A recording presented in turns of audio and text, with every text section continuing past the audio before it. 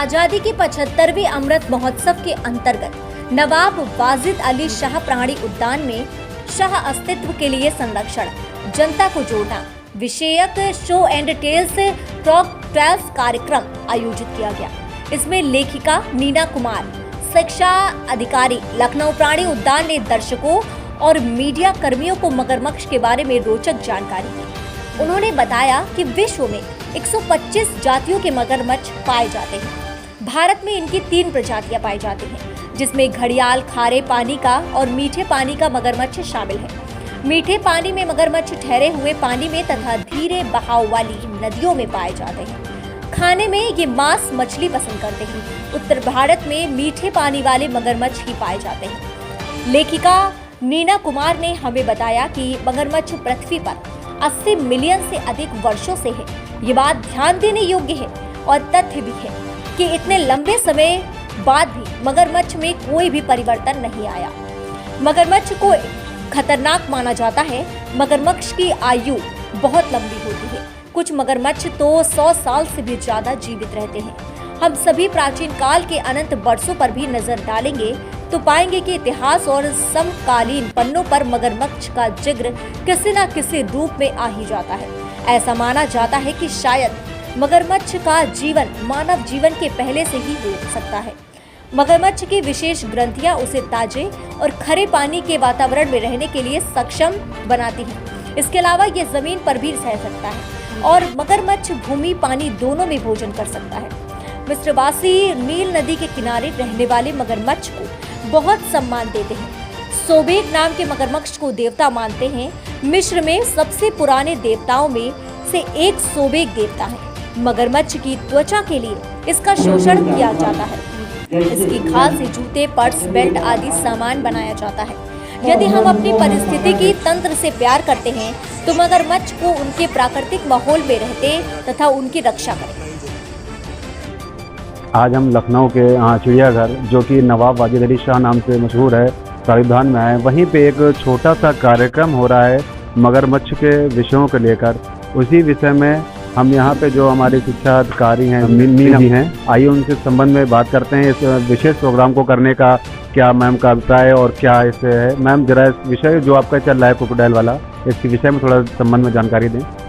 देखिए, स्वतंत्रता प्राप्ति के 75 वर्ष हो चुके हैं हमारे, और आज़ादी के महोत्सव के रूप में यहाँ पर कार्यक्रम आयोजित किए जा रहे हैं संपूर्ण भारतवर्ष में।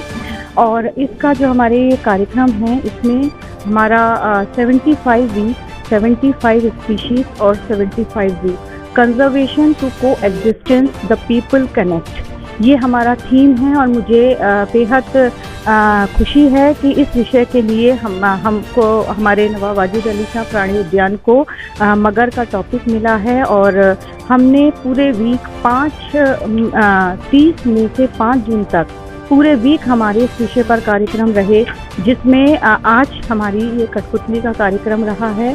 और इसका जो टॉपिक है वो नोइंग क्रोकोडाइल। तो इसमें ये जो थीम है, इसका मुख्य उद्देश्य यही है कि हम मगरमच्छ को जानें, उसके लिए हम अवेयरनेस फैलाएं। और वो, क्योंकि हम सभी जानते हैं कि जो मगरमच्छ है वो हमारे इकोसिस्टम के लिए भी बहुत महत्वपूर्ण है। और अगर देखा जाए तो मगरमच्छ दुनिया की शुरुआत से मगरमच्छ है। हमारी पौराणिक कथाओं में, हमारे लोकगीतों में और हमारे विभिन्न देशों में मगरमच्छ को बहुत ही पूजा और माना जाता है। तो मगरमच्छ एक ऐसा प्राणी है जिसमें बहुत कम परिवर्तन आया है, और वो खारे पानी में और हमारे सादे पानी में भी रहते हैं। जल और थल दोनों के प्राणी हैं वो। और इनका अगर मैं बताऊं तो ये मगरमच्छ जो है, ये वाइब्रेशन को, पानी की वाइब्रेशन को बहुत अच्छे से महसूस कर लेते हैं। और इनकी शिकार करने की जो क्षमता होती है वो बड़ी तीव्र होती है। ये घात लगाकर अपने शिकार को पकड़ते हैं। और मगरमच्छ जो है हमारे नवाब वाजिद अली शाह प्राणी उद्यान में इनकी संख्या 13 है। और हमारे यहाँ पर बच्चे आते हैं, ये बड़ी रोचकता का विषय होता है कि वो उन्हें देखते हैं और खुश होते हैं। और ये हमारे लिए बहुत ही खुशी की बात होती है। तो इस आज़ादी के अमृत महोत्सव के कार्यक्रम में जो हमें विषय मिला है मगर यानी क्रोकोडाइल, इस थीम को लेकर हमारे जो कार्यक्रम हुए हैं उससे हमने लोगों में बहुत जागरूकता फैलाई है और कोशिश ये की है कि हमारा आम आदमी भी हमारे मगरमच्छ दिखने में तो खतरनाक है, पर ये बहुत ही प्यारा एनिमल होता है और इसके संरक्षण के लिए हमें काम करने हैं, हमें अवेयरनेस फैलानी है। मैं बस इतना ही कहना चाहूँगी कि आपके माध्यम से कि हमारे नवाब वाजिद अली शाह प्राणी उद्यान में आएँ, नेचर को महसूस करें, हमारे बाड़ों में हमारे जितने भी वन्य जीव हैं या हमारे पेड़ पौधे हैं, वो प्रकृति को आप यहाँ महसूस कीजिए। और इस कार्यक्रम की समाप्ति कल 5 तारीख को एग्जीबिशन के माध्यम से और जो हमारी प्रतियोगिता हुई है 5 तारीख को 10 बजे हमारी ऑडिटोरियम में है। और इसमें जो है हमारी जो प्रतियोगिता हुई है उनमें जो बच्चे हैं उनको सर्टिफिकेट दिए जाएंगे। इसके साथ ही एक एग्जीबिशन भी है और इस तरह इस कार्यक्रम की समाप्ति होगी।